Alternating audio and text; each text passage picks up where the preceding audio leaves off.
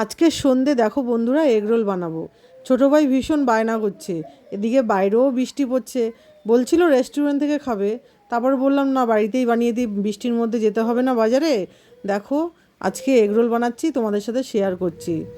আর যা কিছুই করি না কেন তোমাদের সাথে তো আমি শেয়ার করি, তার জন্যই দেখো এই যে দেখো এগরোল বানাচ্ছি। মা করছে আর আমি তো ক্যামেরা নিয়ে সঙ্গে সঙ্গেই হাজির।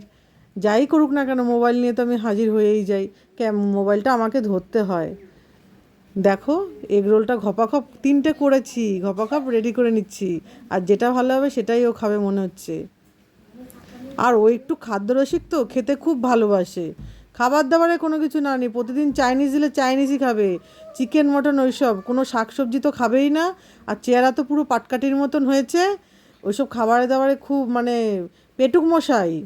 সবজি শাকসবজি খাবে না, চিকেন মটন এসব ভালো খায়, তেলে ভাজা জিনিস ওইসব ভালো খাবে। প্রচণ্ড বায়না করে খাওয়া দাওয়া নিয়ে। যদি প্রতিদিন ওকে চিকেন দেওয়া হয় প্রতিদিন চিকেন খাবে। আচ্ছা তোমরাই বলো, প্রতিদিন চিকেন খেতে কি ভালো লাগে? চিকেন খাওয়া একদমই ভালো না, শরীরের পক্ষে খুবই খারাপ।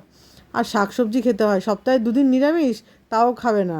ওকে এক্সট্রা করে ডিম ভেজে দিতে হবে আলাদা করে।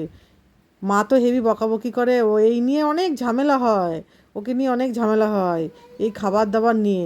পাটকাঠির মতন চেহারা, আর আমাদের চেহারা নিয়ে হিংসা করে।